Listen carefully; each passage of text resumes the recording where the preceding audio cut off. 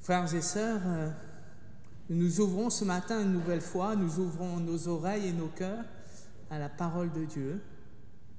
Nos cœurs s'émeuvent de sa présence auprès de nous. Nos yeux s'ouvrent et reconnaissent la beauté du chemin qui l'éclaire devant nous. Et nos bouches veulent chanter la joie qu'il y a d'être ses enfants, les enfants de Dieu.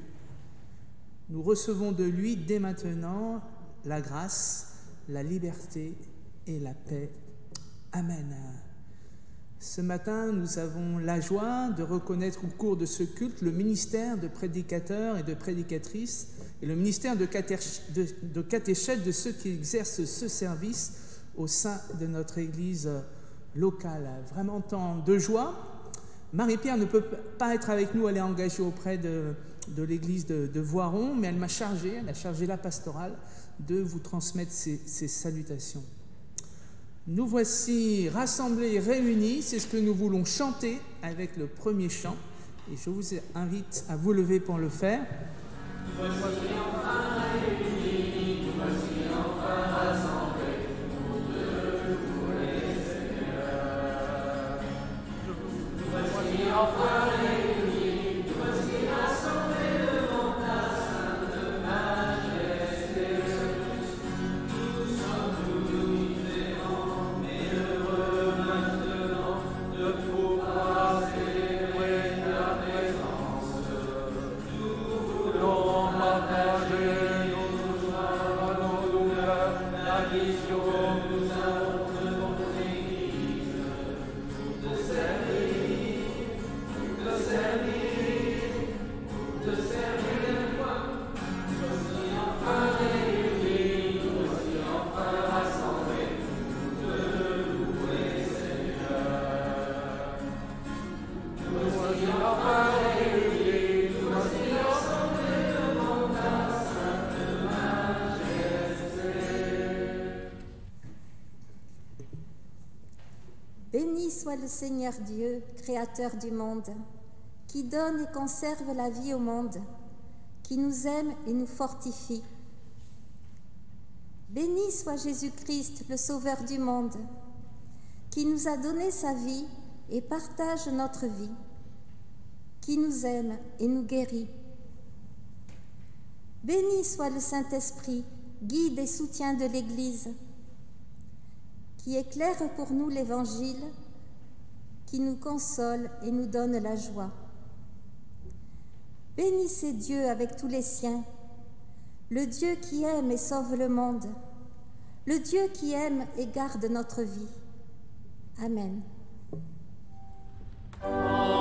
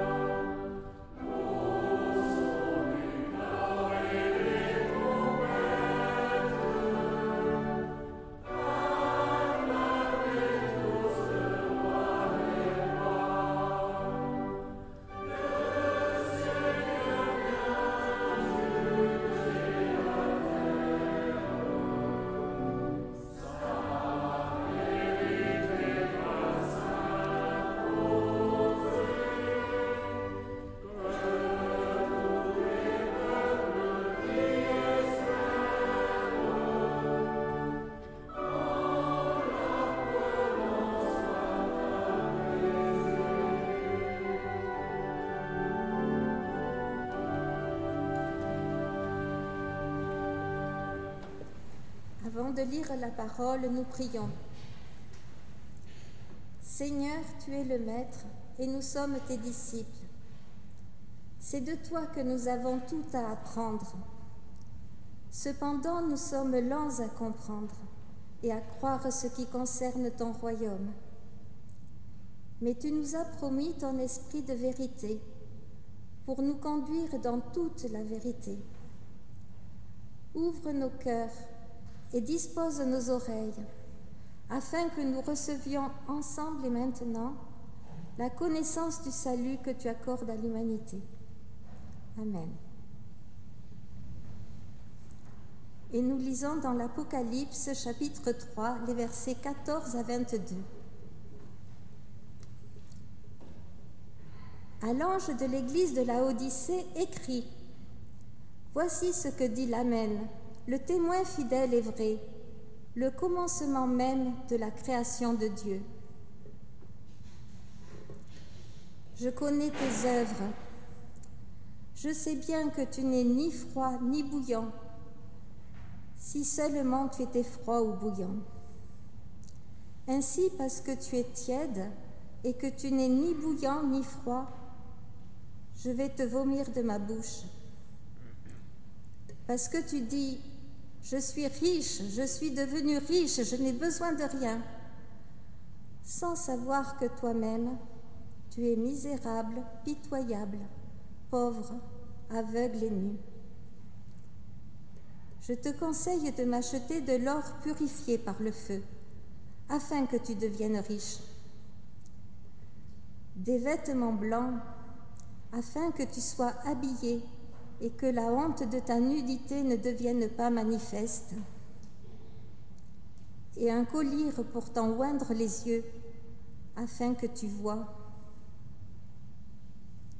Tous mes amis, moi, je les reprends et je les corrige. Passionne-toi donc, change radicalement. Je me tiens à la porte et je frappe. Si quelqu'un m'entend et ouvre la porte, j'entrerai chez lui, je dînerai avec lui, et lui avec moi. Le vainqueur, je lui donnerai de s'asseoir avec moi sur mon trône, comme moi-même j'ai été vainqueur, et je me suis assis avec mon Père sur son trône. Que celui qui a des oreilles entende ce que l'Esprit dit aux églises.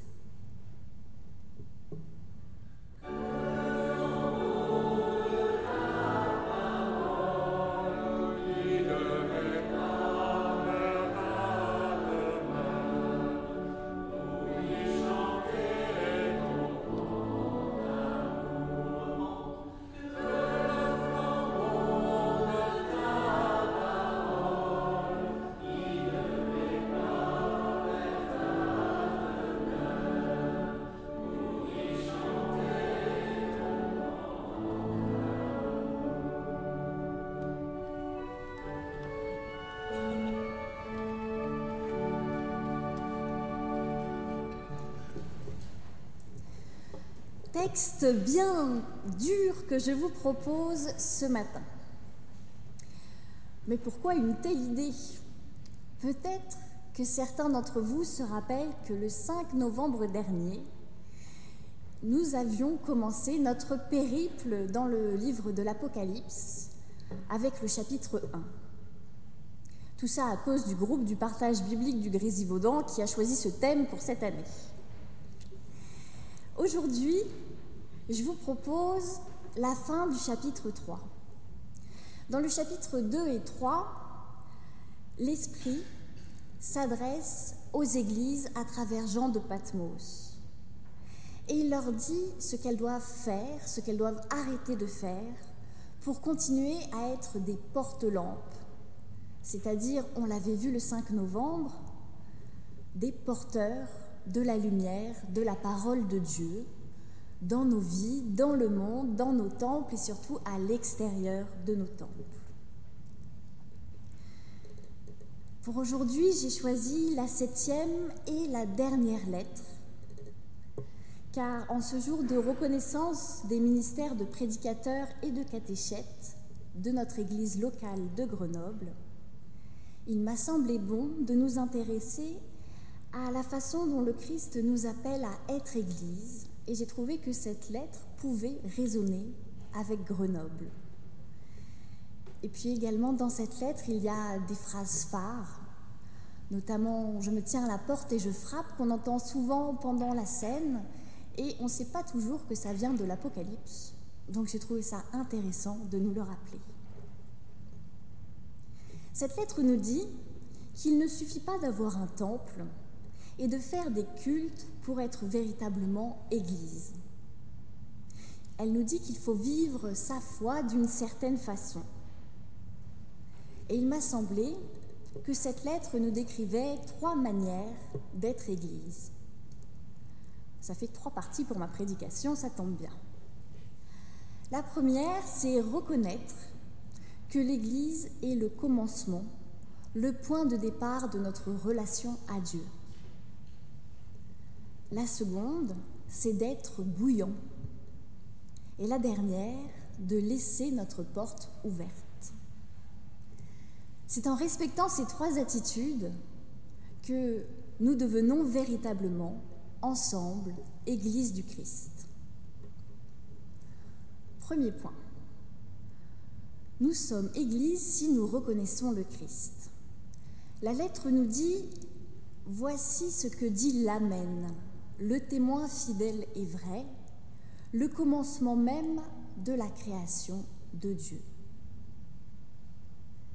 L'introduction de cette lettre reprend plusieurs caractéristiques du Christ, déjà utilisées au chapitre 1 de l'Apocalypse. Il est l'Amen, c'est-à-dire la vérité. Le Christ ressuscité est le seul à vivre tel que Dieu le désire pour chacun de nous, dans une relation de vérité avec son Créateur et Père. Il est le témoin fidèle, car il n'a pas vécu cette relation coupée du monde, mais dans et avec le monde, nous montrant ainsi à nous le chemin d'une vie en Dieu. Il est le commencement, car grâce à lui, une porte s'est ouverte pour chacune et chacun de nous. Il nous invite à suivre son exemple dans notre vie de tous les jours, dans une relation d'amour et de confiance avec Dieu et avec le reste de la création. Cette première phrase, c'est la base de notre foi. C'est ce qui nous permet d'être unis les uns aux autres, et c'est pourquoi nous sommes désignés comme étant des chrétiens.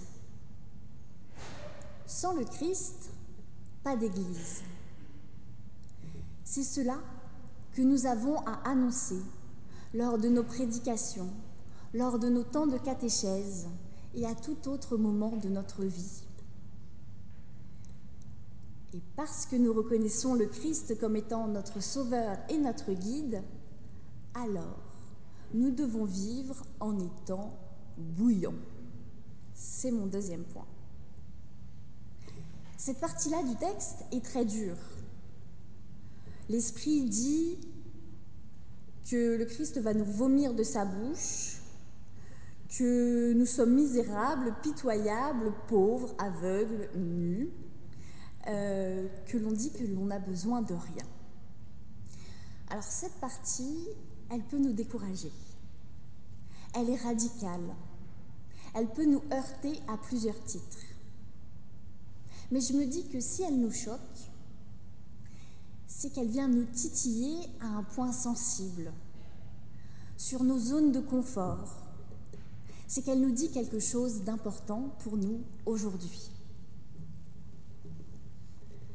Elle nous dit que notre argent peut nous rendre tièdes dans notre foi et que cette tiédeur est à vomir. L'église de Laodicée apparemment ne manque de rien. Ses membres ont un toit au-dessus de leur tête pour se rassembler, pour faire leur culte. Contrairement à d'autres églises du chapitre 2 et 3 de l'Apocalypse, cette église-là n'est pas persécutée. Ils vivent dans une certaine tranquillité. Rien, en somme, ne les pousse au changement, à la remise en question. Ils sont tièdes car ils ne manquent de rien. Les choses vont bien comme ça. Rien ne les pousse à remettre leur habitude et leur pratique en question. Ils stagnent. Ils font comme ils ont toujours fait, et si ça se trouve, ils ne savent même plus très bien pourquoi est-ce qu'ils font tout cela. Puisque matériellement tout va bien, pourquoi changer radicalement? Cette partie a fait écho en moi à la première lettre que l'Esprit adresse aux églises dans ses chapitres 2 et 3. Dans cette première lettre, l'Esprit dit « Tu as oublié ton amour premier pour le Christ ». Et je me dis que cette phrase est peut-être vraie aussi pour l'église de Laodicée qui est devenue tiède. L'amour premier, la joie que l'on découvre quand on connaît le Christ, quand on le rencontre pour la première fois, est quelque chose qui est censé nous faire vibrer, nous faire rayonner. Comme quand on est amoureux, dès le réveil, on pense à la personne aimée et puis le soir, on s'endort en pensant à elle également. Peut-être que l'église de Laodicée a oublié cet amour premier. Peut-être qu'elle s'est contentée de petits arrangements avec Dieu, d'une grâce qui la délivre de toute obligation, de toute responsabilité, qui lui évite de sortir dans la rue pour proclamer la parole et lui permet de rester bien confortablement assis sur les bancs de son temple. Sauf que le Christ nous encourage à être bouillants, c'est-à-dire à vivre à fond. Pour être bouillant, je crois qu'il faut se rendre compte, j'ai perdu ma ligne, que nous sommes loin d'égaler le Christ, individuellement et collectivement, que nous sommes loin de l'égaler et que nous avons encore du chemin à faire pour nous rapprocher de lui. C'est un combat de tous les instants, de tous les jours, insécurisant, car il nous pousse à sortir de nos zones de confort, à prendre des risques, à tenter de nouvelles choses, de nouvelles formes de prédication, de nouvelles formes de catéchèse, de nouvelles façons de s'adresser aux gens dans la rue. Je pense à chez Théo notamment. Et c'est très déstabilisant. Cependant, nous rendre compte de ce chemin immense qu'il nous reste à parcourir nous oblige à nous voir tels que nous sommes. Pécheurs, inconstants, volages dans notre relation à Dieu, avec, dans nos églises, une fâcheuse tendance à nous rassurer ou à nous faire peur par des chiffres et des statistiques, plutôt qu'à prendre soin de notre foi en Dieu, qui, elle, n'est pas quantifiable. Mais cette prise de conscience est essentielle pour nous rappeler à quoi nous sommes appelés. Le texte nous le dit, nous sommes appelés à purifier notre or par le feu pour l'offrir à Dieu. Alors je crois que ça veut dire que nous sommes appelés à nous soumettre au jugement de Dieu qui, parce qu'il est plein d'amour, est aussi dur et exigeant. Nous sommes appelés à accepter cette exigence comme étant quelque chose à part entière, faisant partie de notre foi. Nous sommes appelés à faire la part des choses, à discerner là où nous plaçons notre trésor.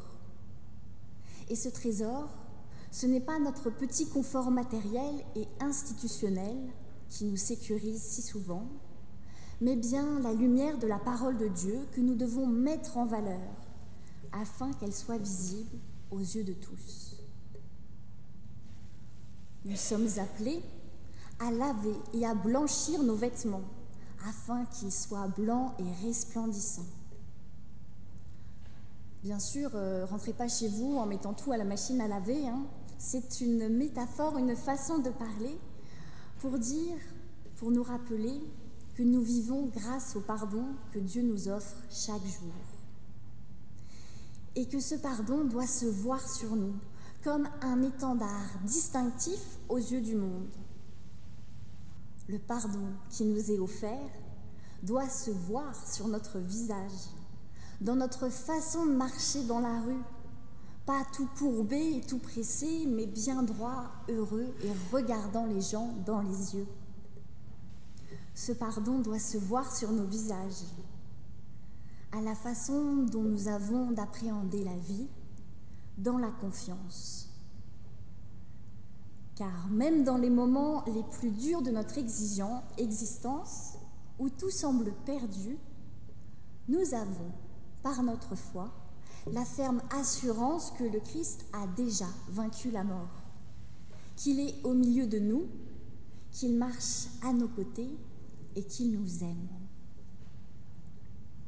Nous sommes appelés à laver nos yeux pour voir le monde avec ceux du Christ, à regarder en chacun ce qui est bon, la petite graine qui est en lui et qui est appelée à pousser, à devenir un arbre majestueux. En bref, nous sommes appelés à être bouillonnants d'amour, de passion de vivre, en quête perpétuelle d'une vraie rencontre avec notre Créateur. Appelés à être bouillants en faisant entendre notre voix, même si du coup on est amené à pas être d'accord, c'est pas grave, à parler de cette joie qui nous habite, qui se voit, avec le passant dans la rue, avec l'enfant qui se questionne ou le vieillard qui désespère. Nous sommes appelés à laisser la porte de notre cœur grande ouverte pour laisser Dieu entrer chez nous et bouleverser, chambouler notre vie, même si cela est parfois très déstabilisant.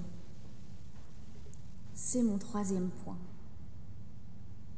Je me tiens à la porte et je frappe. Si quelqu'un m'entend et ouvre la porte, j'entrerai chez lui, je dînerai avec lui et lui avec moi. Je me tiens à la porte et je frappe. Après les mots durs, choquants, viennent les paroles d'amour. Le Christ, malgré notre tiédeur et notre frilosité, à changer et à lui faire confiance, ne nous délaisse pas.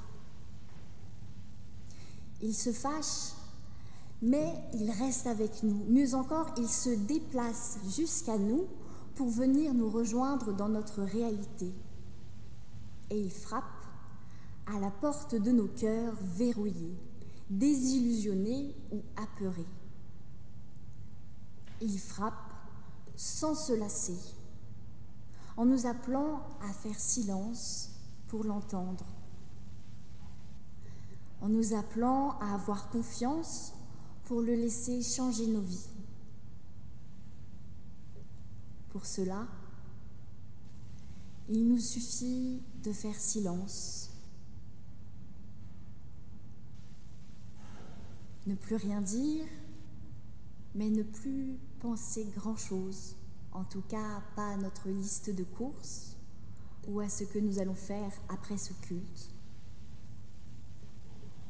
Juste faire silence et murmurer « Viens, Seigneur ».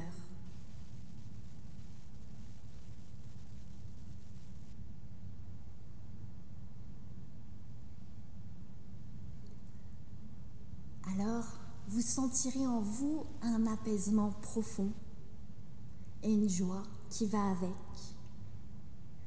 Alors le Christ entre chez vous, dans votre intimité, et il partage la scène avec vous. Un repas de fête, car il nous nourrit de ce qui nous manque vraiment. La foi, l'espérance et l'amour. Alors, il nous offre la véritable richesse, celle de voir le monde avec ses yeux. Il nous lave de nos peurs pour nous faire habiter la confiance. Il nous donne sa force pour que nous n'hésitions plus à avancer, à tenter de nouvelles choses. Non comme des condamnés à mort qui se savent déjà perdants et perdus, mais comme des vainqueurs qui voient au-delà des épreuves la joie promise. Oui, nous le croyons, c'est le Christ qui a tout fait, qui a tracé le chemin, qui a vaincu la mort, qui nous a lavés de nos fautes. Il ne nous reste plus qu'à le suivre, rempli d'amour et de reconnaissance, joyeux et lumineux, portant bien haut cette lumière de la parole qui nous fait vivre vraiment. Et c'est ainsi que nous sommes ensemble, individuellement, dans la communauté dans laquelle nous habitons, Église du Christ. Aujourd'hui, nous avons la joie de reconnaître les ministères de prédicateurs et de catéchètes de notre Église locale. Aujourd'hui, nous reconnaissons que le Christ les a appelés pour une mission de transmission de la parole. Soyons donc bouillonnants de reconnaissance et de joie. Prions avec ferveur et ouvrons la porte de nos cœurs afin que la force de notre prière accompagne et soutienne tous les serviteurs que le Christ appelle pour un ministère particulier. Ouvrons les portes de nos cœurs et faisons de la place à notre Sauveur, afin que nous entendions l'appel qu'il adresse à chacun de nous pour son ministère particulier. Car oui, nous sommes toutes et tous appelés à son service, toutes et tous appelés à œuvrer avec joie pour le Christ, individuellement et collectivement. Écoutons donc cet appel, faisons silence et disons simplement « Oui Seigneur, aujourd'hui encore, je décide de me mettre à ton service. Pour ta joie, pour ma joie et pour celle de la communauté dans laquelle j'habite. Amen.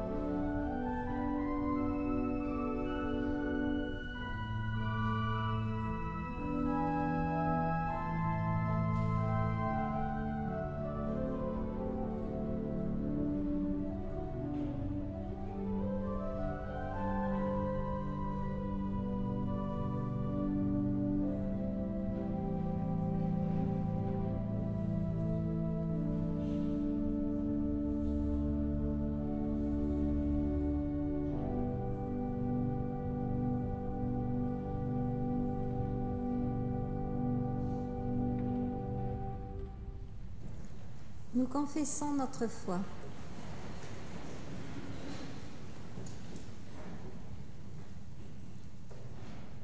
Je ne crois pas que je puisse confesser ma foi sans la vivre. Je ne crois pas que je puisse dire avec quelques mots ce que je crois. Je ne crois pas que je puisse dignement parler de Dieu sans entrer en dialogue avec lui. Je ne crois pas que l'homme puisse enfermer Dieu dans une confession de foi. Je crois que finalement Dieu me dira qui je suis. Je crois que Jésus est le visage humain de Dieu. Je crois que l'Esprit de Dieu est plus réel que la mort qui nous entoure. Je crois que la lumière de Noël brille sur chacun de nos jours. Je crois que le futur de Dieu avec nous est plus important que notre passé, avec ou sans lui. Je crois que Jésus-Christ est mon Seigneur et Sauveur. Amen.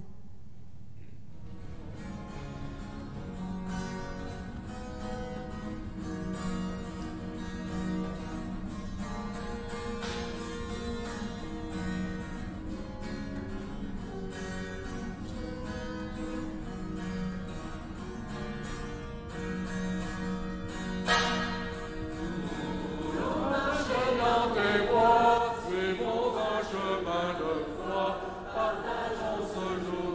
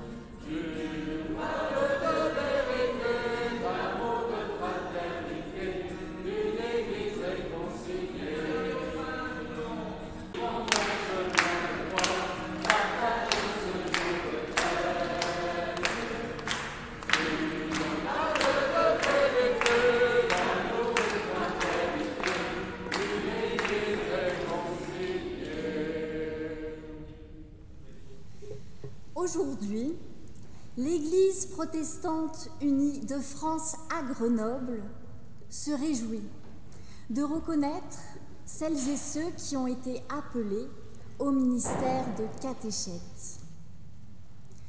À l'appel de leur nom, je vais leur demander de bien vouloir avancer et de se mettre quelque part par là. Pour l'éveil biblique, j'appelle Christine Siffer et Lisiane Bazola.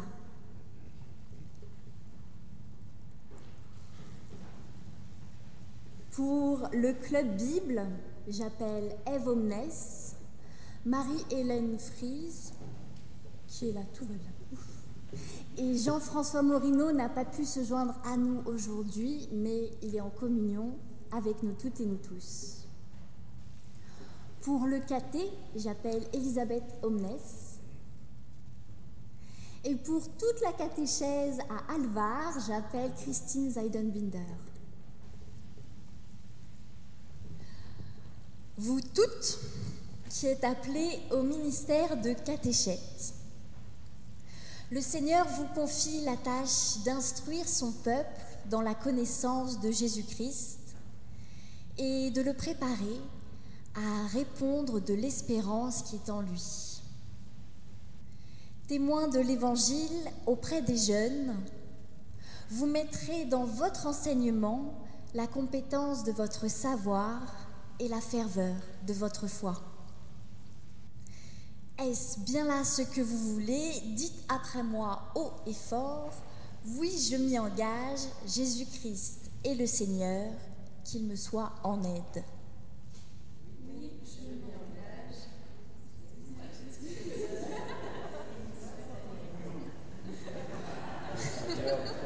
On avait dit bouillon.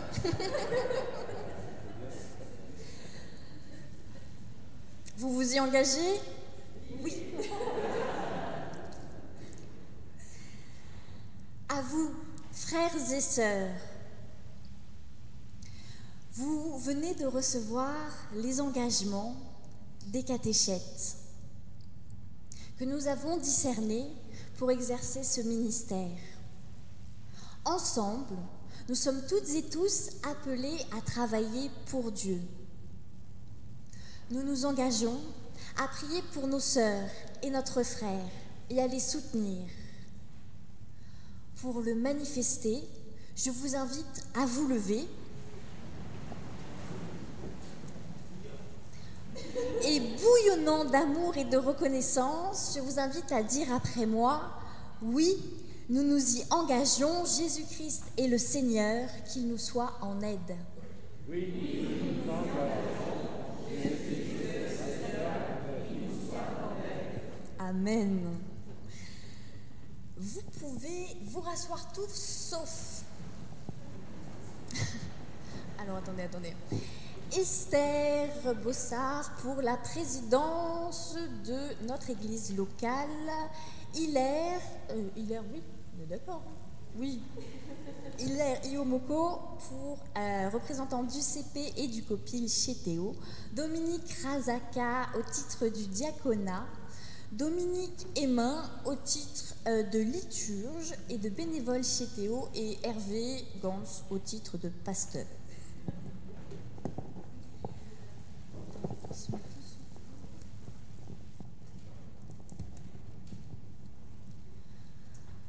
Nous t'en prions, Dieu notre Père, par Jésus-Christ notre Seigneur, accorde et renouvelle ton Esprit Saint à nos sœurs et notre frère, que nous recevons et établissons comme catéchètes de notre Église. Accomplis ta force dans la faiblesse de tes serviteurs et de tes servantes, qu'elles sachent écouter et comprendre, que ta parole, vivifiée par ton esprit, parle au cœur comme à l'intelligence de ceux et de celles qui leur seront confiés. Nous t'en prions par Jésus-Christ, notre Seigneur. Amen.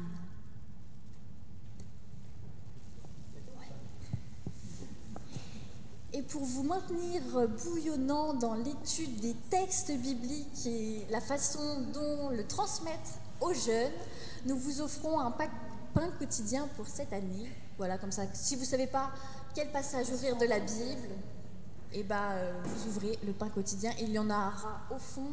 Non, pas au fond. La semaine prochaine. Plus tard, vous en aurez aussi, si vous voulez. Est-ce qu'on est bouillonnant de joie et de reconnaissance ?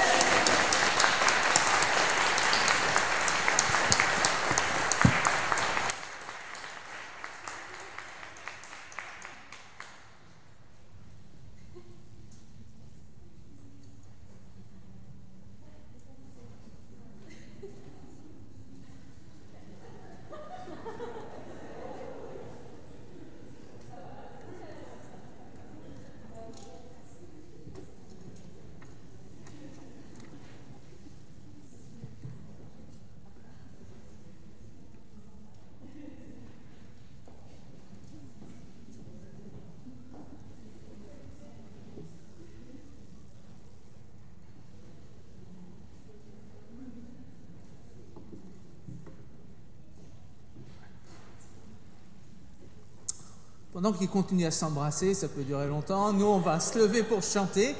Comme ça ils ont tout le temps de finir leurs sentiments légitimes partagés. Et il était d'évidence de choisir ce vieux chant, mais qui dit bien ce qu'il a à dire. Tu me veux à ton service, moi qui sans toi ne suis rien. Nous sommes bien dans l'Apocalypse, comme nous l'a partagé Marianne. Nous chantons avec Denis alors.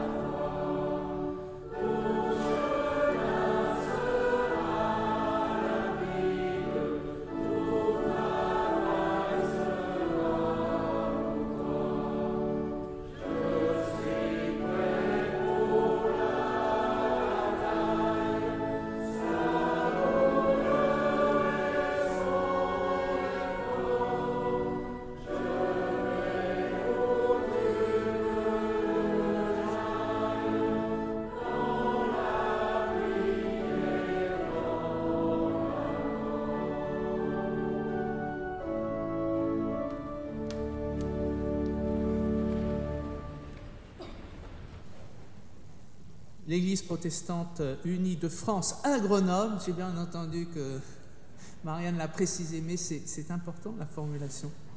Parce que cela dit notre communion, voilà, au-delà de notre Église locale, notre communion avec d'autres églises. Donc notre Église protestante unie de France à Grenoble se réjouit de reconnaître ce matin celles et ceux qu'elle a appelés au ministère de prédicateurs, prédicatrices. Alors non, je leur demande de bien vouloir s'avancer. Françoise de Ransard, Christine Seidenbinder, Pierre Manivit, René Scherer, Julie Marie Monge, Jean-Paul Le Simple, Sylviane Spindler, Guylaine Omnes, Sandra Forcet, Pauline Trottereau, Sophie Robert, Yves Fréchet, Philippe Sauter. Et nous avons la chance d'avoir 2 pasteurs à la retraite qui continuent ce ministère de prédicateur. Et je suis très reconnaissant de cela. C'est un peu bizarre pour moi de la reconnaître comme prédicateur. Ils existent depuis plus longtemps que moi je suis pasteur. Alors. Donc je les nomme, mais vous les connaissez, Didier Crouzet et François Dietz, qui ne peut pas être là ce matin. Je vais prendre le petit micro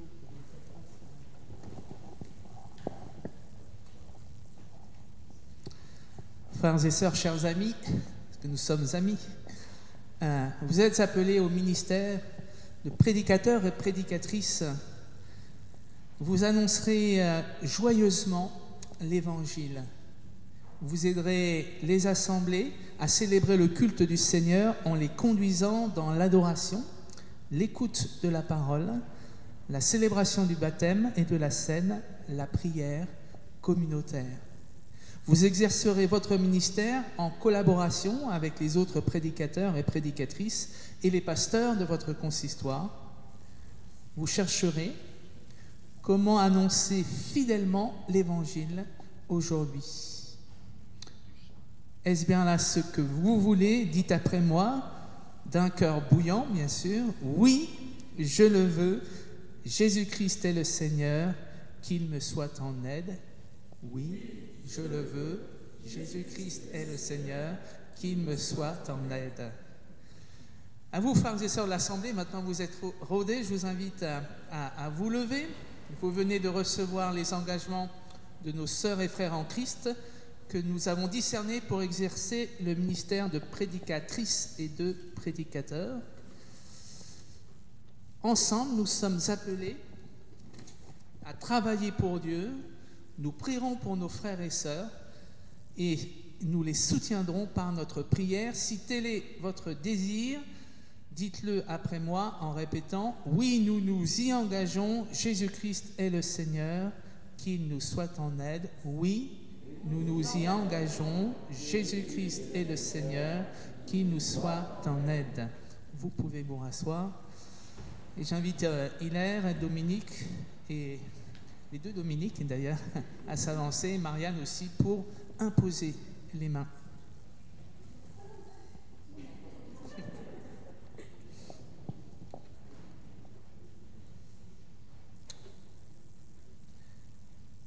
Père éternel, accomplis ta force dans la faiblesse de tes serviteurs et servantes, dans leur vie comme dans leur prédication, donne-leur de mettre en relation constante l'Évangile et la vie quotidienne. Inspire-leur une parole claire et donne-leur l'humble assurance de ce que tu envoies. Mets en eux, en elles, l'amour de ton Église et de son unité. Amen. On peut applaudir.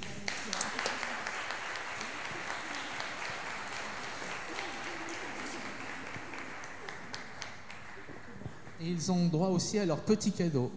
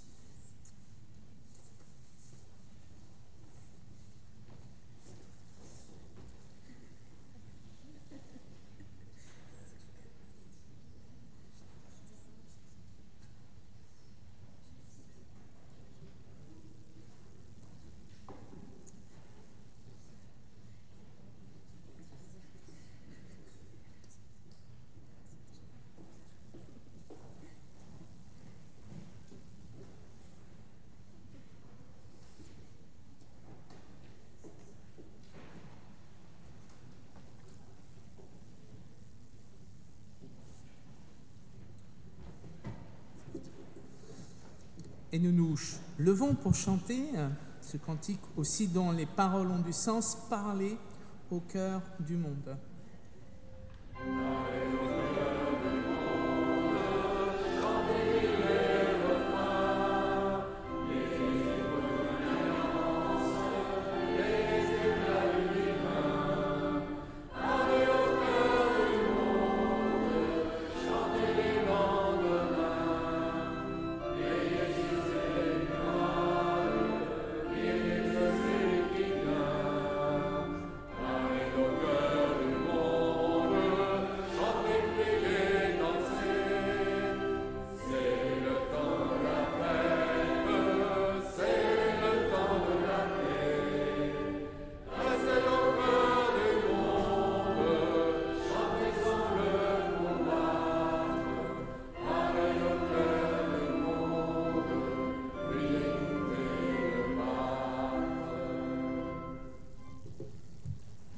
Je vous invite à la prière. Seigneur, toi qui es fidèle et qui nous as appelés à la communion de ton Fils Jésus-Christ, nous t'en prions, augmente notre foi. Aide-nous à te faire confiance au-delà de nos doutes, de nos difficultés, pour que nous puissions te louer d'un cœur sincère et plein de joie,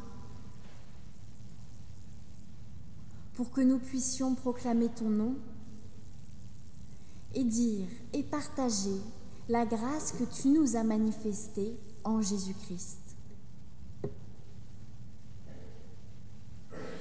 Nous te prions pour notre communauté, et ce matin, tout particulièrement, pour les catéchètes, prédicateurs et prédicatrices qui viennent de recevoir ta bénédiction.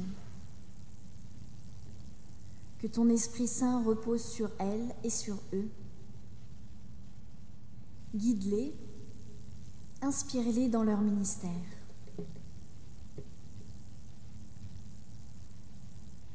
Nous te prions pour toutes celles et tous ceux qui te cherchent, qui sont dans la souffrance physique, morale ou dans la solitude. Nous te prions pour la paix dans le monde. Donne discernement et sagesse à tous les dirigeants et tous les peuples de la terre, afin qu'ensemble, ils œuvrent pour le bien commun. Et par-dessus tout, nous voulons te dire notre reconnaissance de pouvoir te prier et te louer chaque jour. Aussi, unis par Jésus, le Christ, et en communion les unes avec les autres, nous te disons, notre Père, qui es aux cieux, que ton nom soit sanctifié, que ton règne vienne, que ta volonté soit faite sur la terre comme au ciel. Donne-nous aujourd'hui notre pain de ce jour. Pardonne-nous nos offenses, comme nous pardonnons aussi à ceux qui nous ont offensés. Et ne nous laisse pas entrer en tentation, mais délivre-nous du mal, car c'est à toi d'appartient le règne, la puissance et la gloire, dans les siècles des siècles. Amen. Nous nous levons pour recevoir de la part de Dieu ces paroles d'envoi et de bénédiction. Réjouissez-vous toujours dans le Seigneur, je le répète, réjouissez-vous, manifestez de la douceur envers tous, le Seigneur est proche. Ne vous inquiétez de rien, mais en toutes circonstances, demandez à Dieu dans la prière ce dont vous avez besoin. Demandez-le lui avec un cœur reconnaissant. Le Seigneur vous bénit et vous garde. Le Seigneur fait resplendir sur vous sa lumière et vous accorde sa grâce. Le Seigneur tourne sa face vers vous et vous donne sa paix. Amen.